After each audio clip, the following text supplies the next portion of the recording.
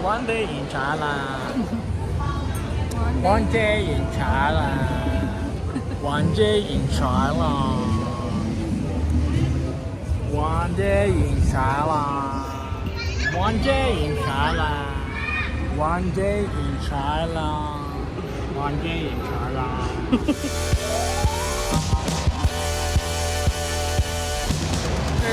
Bound One day. Island. Hello, Mga ka-Wiggles. Ito ang Monday namin in Thailand. So start tayo ngayon sa Saan? Naiya. Naiyawan. Dapat mag-ano kami, magla-lounge kami pero hindi Nai- natuloy. Hindi, naiyawan kasi yan. Naiya 3 yung lunch natin. Yun Kaya yung mali. pupunta na tayo ngayong Taiwan. Thailand! Ano kami, Pal. Thank you, Pal. Palaging late. Pawaging late. Oo nga, na-delay pala tayo pero Grabe, okay 1 to 2 lang. hours delay ata yan. Thank you Lord pa rin at safe yung aming travel. Nandito na kami sa Thailand. BKK. Welcome to Thailand. Thailand kami dyan. Saan, ano nga to yung BK? So, ano ba yun? Basta, BK. So far, Baburmi. Ito yung aming hotel sa Kausan Road, Body Lounge Hotel. Hotel. So far na Burmi yun. So far na Burmi. Ganda ng room na nakuha ko sa Agoda. Ito, mura lang to guys. And ang maganda sa kanya, May elepanteng tuwalya. elepanteng tuwal. Bukod sa elepanteng tuwalya, may pool na rin siya sa taas. Wala lang breakfast. Pero kung gusto niyo ma-feel yung nightlife ng Kausan. Nightlife niya hanggang alas 4 ng umaga ata. So, yung morning ng first few hours namin, pumunta kami sa Wat Arun. What? Arun? Wat What? Arun. What? Arun? Ito yung kanilang temple. Yan. Aakyatin mo tapos matirik. Karamihan, yung mga pupunta dito nagko-costume, tapos magpipicture. And since 24 hours in Thailand lang tayo, in Bangkok tayo, wala nang change costume, diba? Diretso na yan. Diretso na yan. So, yung flight namin parang 7, no? Dumating kami ng mga 12 ng tanghali. So, check-in. delay Quick nga. check-in. Na-delay kasi yung flight namin. So, after check-in, dito na kami agad. Larga na agad. Diba? Ito yung aming first stop sa Wat Arun. Picture-picture lang kami.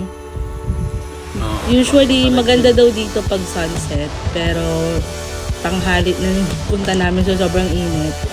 Hindi na kami nag-costume kasi parang tatagaktak pa yung pawis. Ang dami pa namin picture dyan. Pare-pares na nasa likod. Paikot lang siya. Isang malaking temple, isang malaking dome lang siya. Matatag na as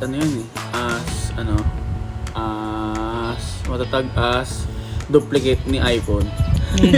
So ayan, sa gilid niya merong port. So pwede kayong mag-ferry. Nag-ferry kami papuntang Moa. Icon Siam. Moa daw. Moa Arena. Icon Siam po. Ayan. Tayo? Moa Food Court. Kakainis. Ayan. Moa daw tayo. Moa. Ayan yung mga niya, food court. Isa sa mga biggest food indoor food court. Itong Icon Siam. Meron silang madaming mga street foods na nilagay nila sa Barko pa isang sa loob. air-conditioned mall. Ayan. So, may bangka pa siya sa loob. So, nagpicture-picture lang kami syempre. So, after that, hinabol namin yung call time sa Asiatic kasi meron kaming dinner cruise. So, ayan. Nandito na kami. Isang ferry away ulit siya. Napaka-convenient nung ferry system nila. So, ayan. Nandito na kami sa Asiatic. Yan, sana sa Pasig River. Ayan o, happy fish pero sad siya. Happy fish nakasandal sa pader para nag-walling. Ayan. Ito yung kanilang parang Ano yan? Harbor Square sa CCP. So, ayan. Nandito kami sa circa 22 ba din?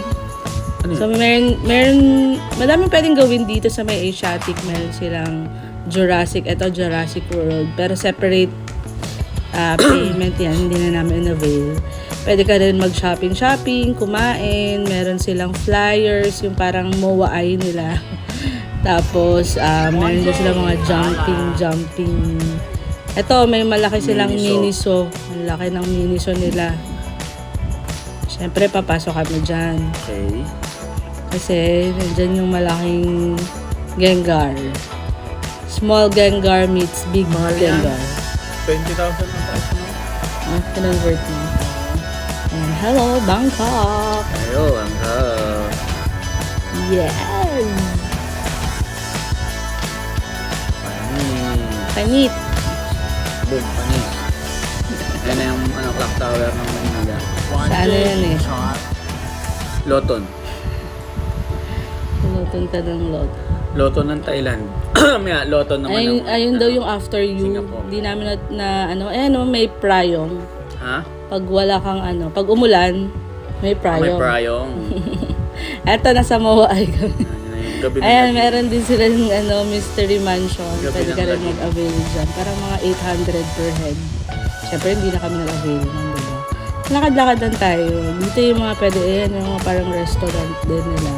Pero karamihan ng mga pumupunta dito is for the cruise. River cruise. So, yung inaantay namin, yung pinaka-last na pinaka-last na cruise na maglalayag for the day. Mga kaway-kaway pa yung mga tao eh. Isa sa mga pinakamalaking cruise ship line dun sa Asiatic. Ito yung parang din nila, free din to. Hatch egg ang tawag nila. Tama ba? Hatch dome. Hatch dome. Whatever. Basta ito daw yung itlog ng dinosaur. Ganda. Pwede ka magpahinga dito, tumambay habang inaantay mo yung inyong river cruise. Ayan. Ayan, tambay-tambay muna kami dito. Ayan na, ayun si Iron Man, no? Iron Man. Ito yung aming cruise Mga kaway-kaway pa ship. yung mga Yan, yung mga Sumandalo, nag-hi pa sila sa amin. Kami yung pinaka-last na lumayag. So, syempre, dun kami sa rooftop, diba? Kasi nga, special to. Ito ang aming wedding anniversary trip. Wedding anniversary, wedding hindi. Wedding hindi.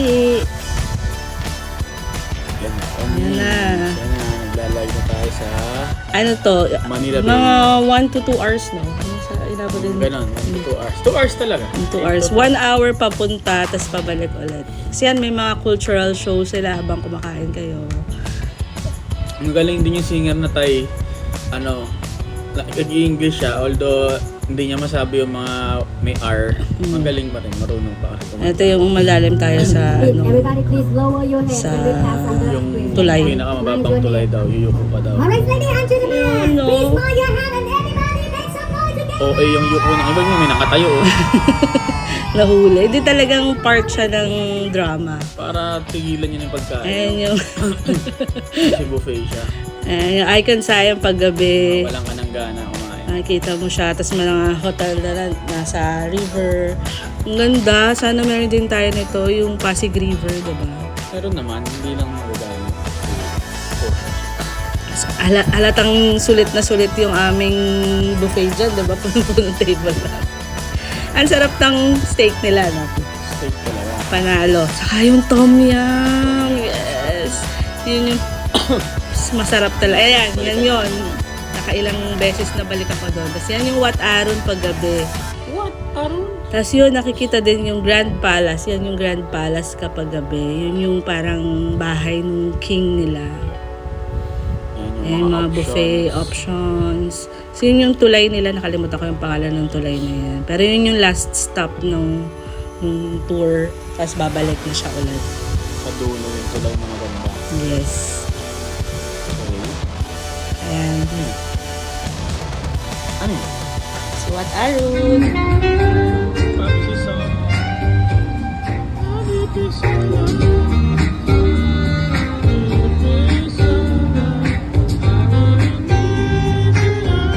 Love you, Popsy. Happy 5th wedding anniversary. I love you.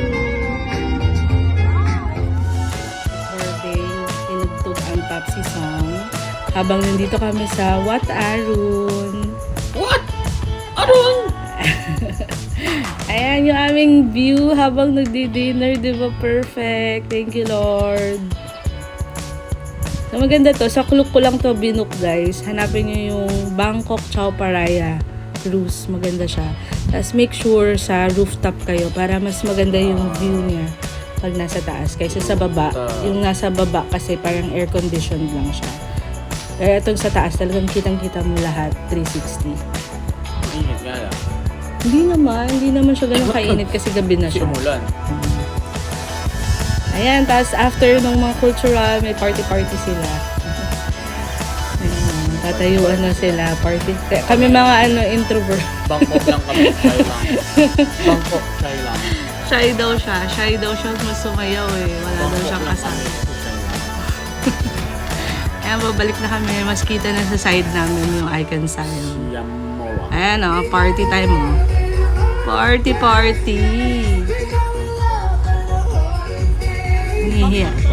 Nahihiya yung aking Bangkok lang ako, Sham. Ayan yung Shangri-La nila. Nakita din namin. Shy lang. Oh, si Odong. Si Dong. Ayun, end na ng aming river cruise. Back na kami sa Khao San Road. Okay. So, diba, napakahaba ng araw namin, no? From temple to river cruise. Now, nandito kami sa nightlife ng Bangkok. Khao San Road. Sa baba lang siya ng hotel namin. Ngayong araw dahil sa delay ng palo, dapat meron tayong 3 round trip ticket. So, ayan, dito, medyo makukulture shock yung eyes mo. Madami kaming mga nakitang kakaiba. Pero okay naman siya, nice experience. Ayun may alligator Ayun may crocodile. Nasa kongreso tayo. Tapos since busog kami, medyo hindi na kami kumain masyado sa mga street food. So, nabusog lang yung mga mata namin sa mga sumasayaw-sayaw sa gilid. Ayun sayaw pa yun si Kuya. Ayan, so ayun, balik na kami sa aming hotel. Bumili kami dito sa 7-Eleven. Yun yung aking favorite, red curry. Yun yung bilhin nyo guys sa 7-Eleven. Sa baba ng building, ng hotel namin, meron parang game bar. Game bar ba yun? Oo, namin pumasok doon. Ayan, tapos the next day, nag-swimming kami. Siyempre, kailangan namin ma-experience yung swimming pool ng hotel, diba? Yan, habang walang tao, kasi karamihan nagsiswim dito mga pa-sunset. So kami madaling, mga 6, 7, mga ganito, gising na kami, diba? 6, 7. 6, 7, syempre, swimming. And meron pa kaming half day bago yung flight namin pa Phuket. So, yung half day nyo guys, pwede kayong mag-temple sa Wat Po. Ito yung may biggest reclining Buddha sa Bangkok. Buddha. Ginto. Ayan, gold-plated daw yan guys. Kasi Kasi yung... yan, ninakaw na yun ng Team Rocket. Yan, sa Wat Po. What? Oh? Yung kanina, yung kahapon, Wat Arun. Wat Ito naman Arun? is Wat Po. What? Oh? So, mas maganda para sa akin to kung gusto nyo ng lesser crowd, mas maganda mga morning nandito na kayo para konti pa yung tao. Tapos mas madami din yung mga ganyan na pwedeng pagpicturean. Kaya nga, I mean, para sa akin mas maganda to kaysa sa Wat Arun. Pero depende sa inyo kung ano yung itinerary na gusto nyo i-follow. Pero make sure ko na makapunta dito si Jay. Second time ko na dito eh. Kahit di mo na ako dalhin dyan. Parehas. Ayan. Daming Buddha binilang niya yan. Buddha. 100 plus. Ang dami. Ang daming Buddha. Respect lang. Kaya naniniwala. Tapos, lumabas na kami. Naglakad-lakad kami kahit mainit. Lakad kami sa Intramuros. Nasaan ka? Saan siya? Intramuros Park. Nasa Luneta daw siya. Pero actually guys, ito yung Grand Palace na sobrang init. Sabi ko yung tayo pumunta doon. So, napadpad kami dito sa National Museum. Ayan. Pasok kami dito. Almost half the price ng Grand Palace ticket. Tapos, lesser crowd. Mas aircon, hindi mainit kasi medyo patanghali na to. So, kung Usually yung mga tour nandun sa Grand Palace ng ganung oras, sobrang init yun. So pag-isipan nyo guys kung gusto nyo pumunta doon. Pero okay din yung Grand Palace, siguro hindi lang for us. So eto, naglakad-lakad kami. Huwag pala kayo magtutok-tok. Sarado raw yun doon sa tuktok. Ay oo, na-experience namin yung mga tuk-tuk na scammers, no? Naglalakad lang kami papunta dun sa sa Grand Palace. Sabi niya, sarado. Kayong dito na lang kayo sumakay. Tapos pagdaan namin ng Grand Palace, bukas naman siya. Diba? Pero sabi nila, usually sasabihin nila sarado. Tapos parang o-offeran ka na nila ng tour package na mas mahal. So na-confirm namin yun. Usually pa magbubook kami ng Grab from one point to the other. Tinetest muna namin. Doble yung offer nila pag tinanong namin sila kung magkano. Minsan triple pa. Pag chinek mo sa Grab, parang 200. Tapos sa kanila mag-offer sila 500. Kasi yan, bago kami mag-fly back, mag-fly to Phuket, nag-McDo muna kami. Ma-try nung anong bago sa McDo sa Bangkok. Wakdo. So ito yung aming view. Pag morning, nagtatransform tong Khao-San Road, no? Pag gabi, nagiging ibang mukha siya. Nagiging, ano nga ba yun? Ermita.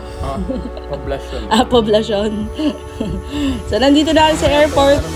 So, foot massage muna. Napilit ko si Jack dito. Sakit daw ng paa Pero niya. niyan, hindi makalangoy sa ground. Sarap tayo magpa-massage. Ito lang yung ayaw ng massage. So, ito guys, yung aming 24 hours in Bangkok. So far, na-bore me. Wow. Yung airport, Nabore ka ba? yung airport ng Bangkok. So far, na-bore me. Okay, yun lang guys. We goes out. See you sa Phuket trip. Jeju, Shara. And Phuket ang next, then Singapore. Bye.